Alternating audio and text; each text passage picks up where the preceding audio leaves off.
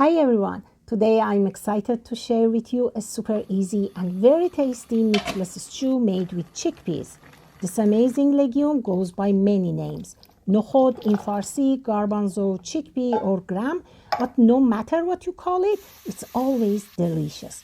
This chickpea stew is simple to make, hearty, vibrant and satisfying, perfect for any day of the week. Let's get cooking.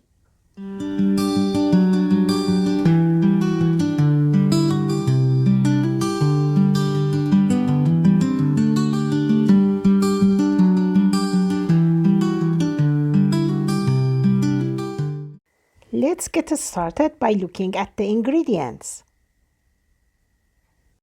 2 cans of chickpeas, about 400 grams each. 2 tablespoons ginger grated, 1 tablespoon garlic grated.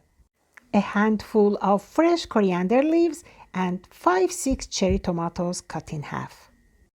For seasoning, we'll need 2 dried bay leaves, 1 teaspoon ground coriander seeds, 1 tablespoon cumin, half a teaspoon turmeric, 1/4 teaspoon chili powder, salt and pepper to taste. 1 cup tomato passata and 2 tablespoons tomato paste. 1 large onion. The star ingredient in this stew is chickpeas.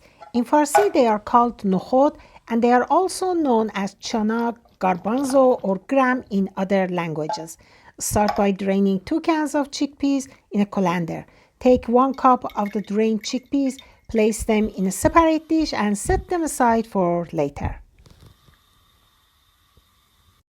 1 large onion, finely diced. We also need 2 tablespoons grated ginger and 1 tablespoon grated garlic. Heat the oil in a pan. Add the chopped onion along with a pinch of salt and saute over medium-high heat for 5-6 minutes. Adding salt to the onions helps them cook faster. Once the onion becomes soft, add 2 tablespoons grated ginger and saute for 2 minutes. Now add all the spices and stir well to combine. Saute for about a minute until the spices release their full aroma. Add 2 tablespoons tomato paste to the onions and stir for a minute. Then add 1 cup tomato passata to the onion mixture. Perfect. Now give everything a good stir to bring all the flavors together. Pop a lid on the pot and let it gently cook for about 5 minutes over medium heat. After that, take off the lid and add a little sachet of dried bay leaves for a lovely aroma. Now add the chickpeas, the star of this stew, to the pot and stir well to combine. Pour in 2 cups of water and mix everything together. Just like this. Perfect. Gently mash the 1 cup of chickpeas we set aside earlier and add them to the stew. Cover the pot and let it simmer for about 10 minutes to allow the flavors to melt. Meanwhile, as the chickpea stew cooks, melt some butter in a pan, add 1 tablespoon of grated garlic and 1/4 teaspoon of chili powder. Then saute for a minute until fragrant. At the end, add cherry tomatoes and a handful of chopped coriander leaves to the stew. Then give it a gentle stir to combine. Perfect. Cover the pot and let the stew gently simmer for another 10 minutes, allowing the flavors to come together. After that, remove the sachet of bay leaves and discard it. Perfect.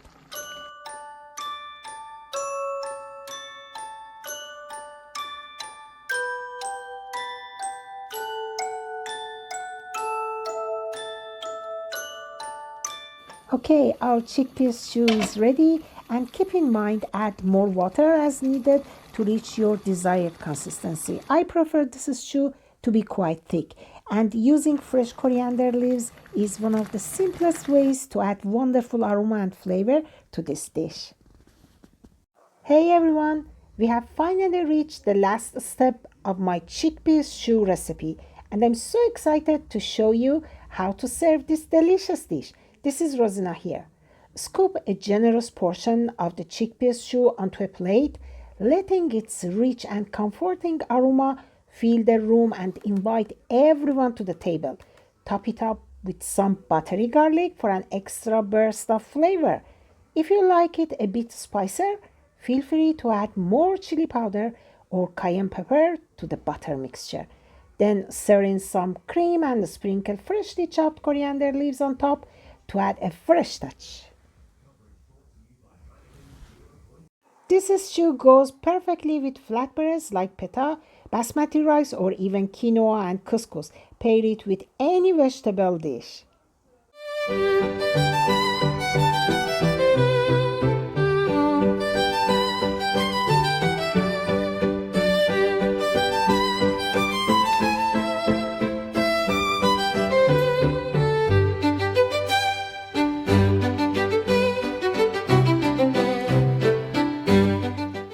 If you enjoyed this recipe, please don't forget to like and leave a comment.